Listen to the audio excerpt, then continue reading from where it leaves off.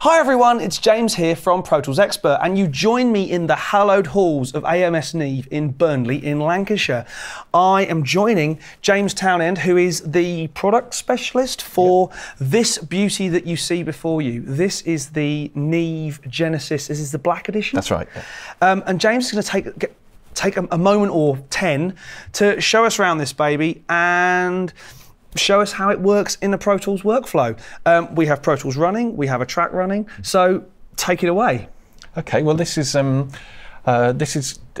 very different console to the console we've made previously, because and the reason probably that you guys are here is because it's all based around the fact that people make the DAW the centre of their studio. So in a departure from having a big console with an editing section to the side, now, people don't work like that anymore. No. I mean, I don't need to tell you this, you know this better than I do. But so it was just a case of rethinking what we'd done historically, and if you can't beat them, join them kind of thing. Start with a DAW in the middle and go around that. And we'd go out and visit studios, and you'd see a beautiful console there, and then you'd see a screen on a monitor arm or something hanging over it, and keyboards balanced on it and something, and the penny drops that this is how people are working now. So, but there's still a lot of people want to have a console as part of their setup. So how on earth are you going to make those work together?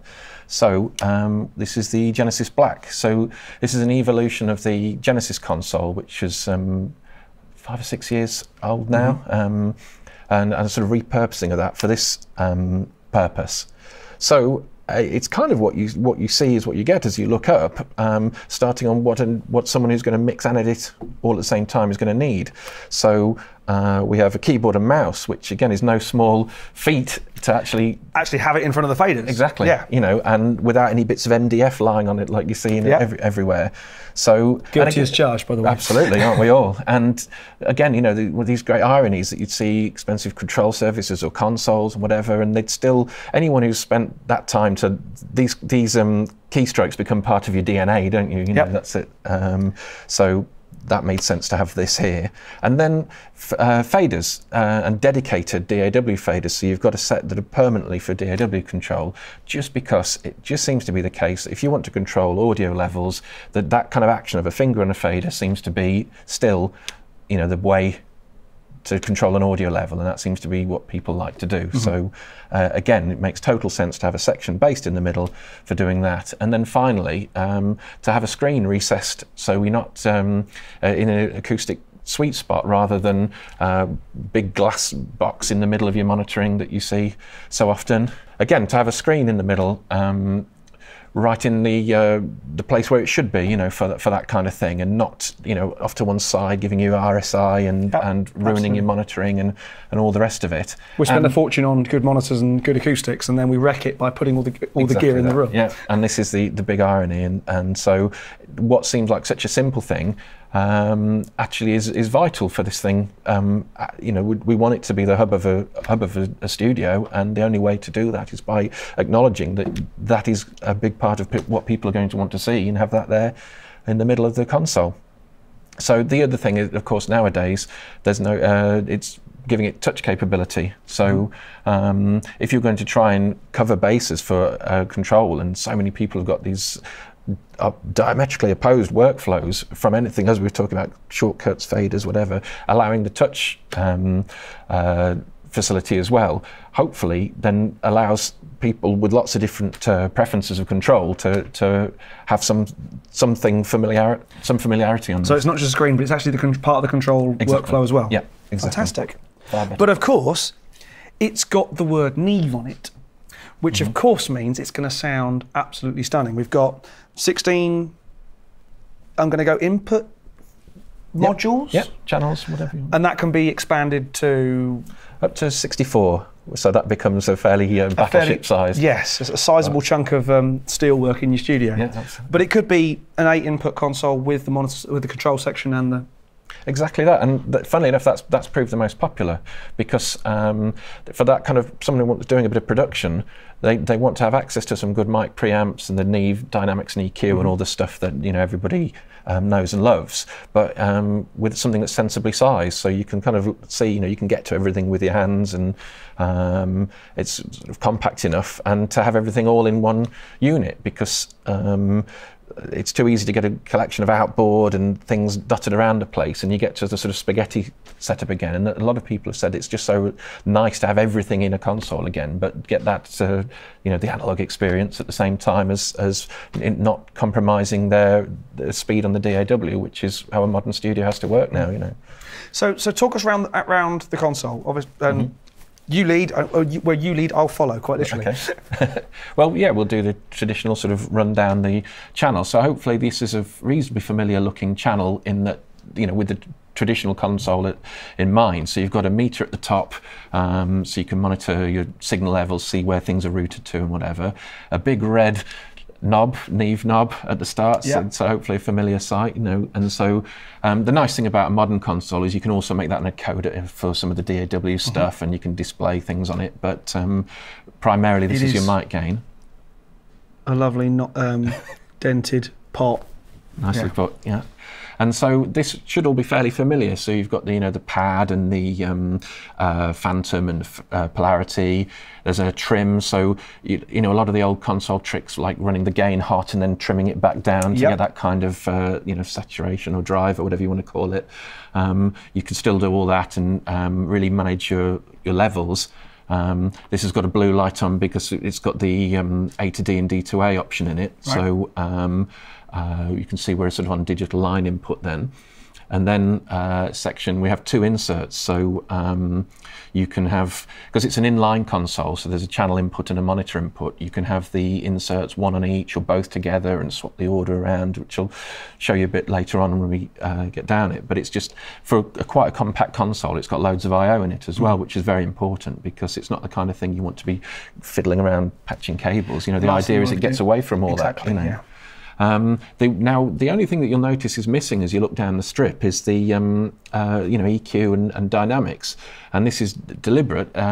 So that you don't get a lower back pain from that, which you'd wince just thinking about it, on the larger consoles. And also, this is the critical part in that trying to keep this fast workflow and stuff. So actually, what happens with those is that EQ and dynamics are all analog. They're the Neve designs, but they're controlled digitally. And so in the center section, there's the full controls to control the EQ and the compressor gate and whatever. And that means on a larger console, it saves less scurrying up and down the desk and wearing the tracks in the carpet with your chair. But it means you can do tricks that you take for granted in DAW land, but being able to copy and paste settings and link things together. And presumably total recall. Exactly, yeah. And just like that, as opposed to having to, this thing which anyone who's worked in a studio in a certain era will know fairly well. Large format analog consoles and total recall, there is no such thing. That's right.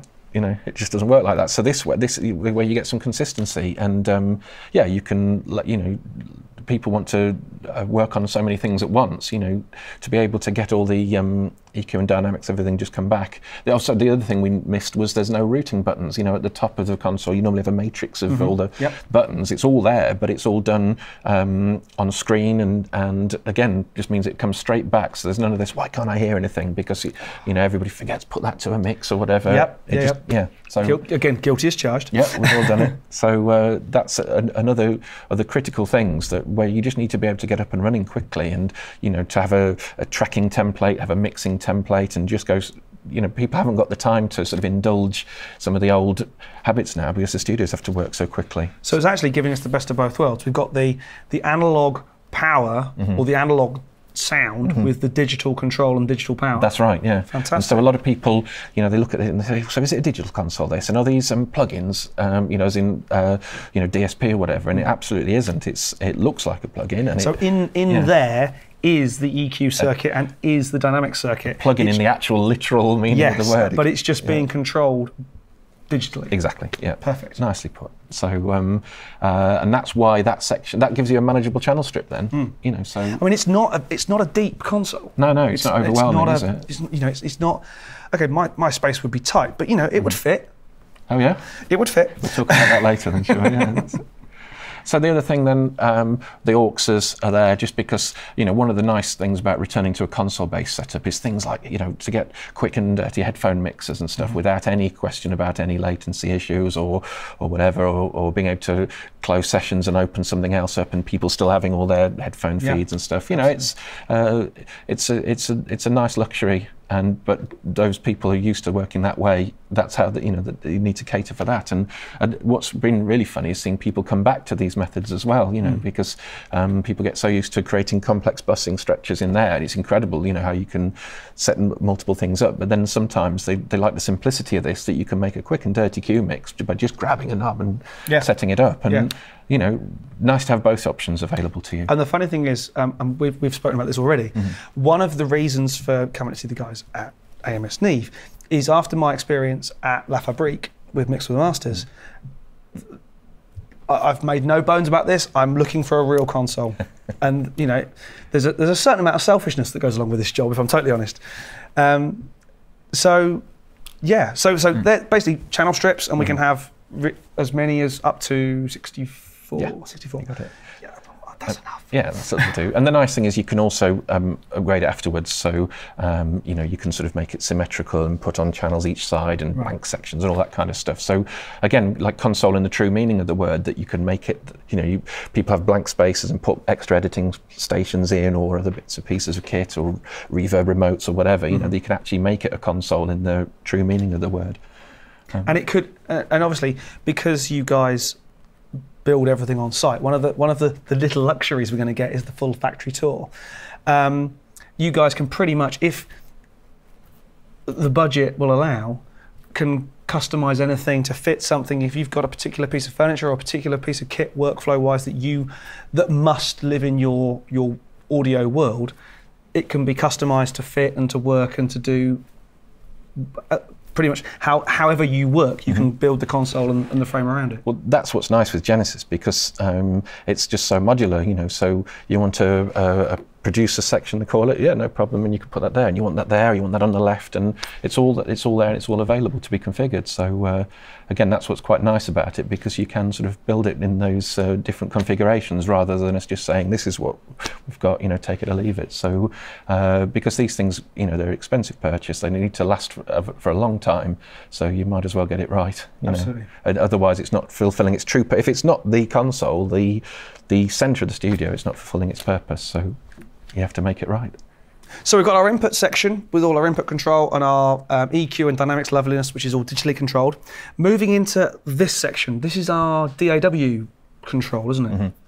And so in this section, I mean, again, we're very aware we're not going to compete with the tight integration of something like the, you know, the Avid controllers that give you access to every parameter. That's not the desired approach here.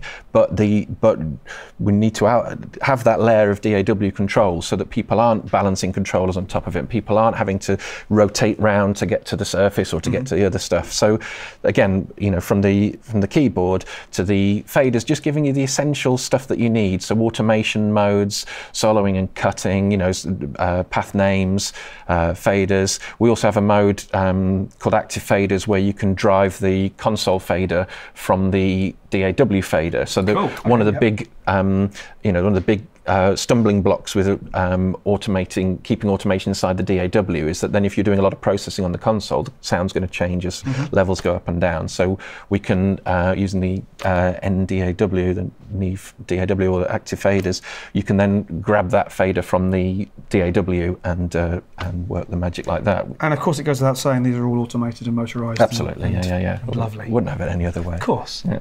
So between that, the touch layer, and then the AD converter is also quite nice, because that has MADI So you can use a HD MADI or something you can plug in with a one cable, and so all the old reasons not to have a console, leaving racks of interfaces and loads of cables. And that's all within the console as well? Absolutely, yeah. Okay, cool. And this is what makes it quite, because a modern studio, again, you don't want the complexity, and you don't want a machine room, and all these kind of objections that would be, rightfully so, would be get in the way of someone trying to make a project studio or a production studio or something like that, and having to build an extra room and plants, aircon plants and all this kind of stuff. No one wants that now.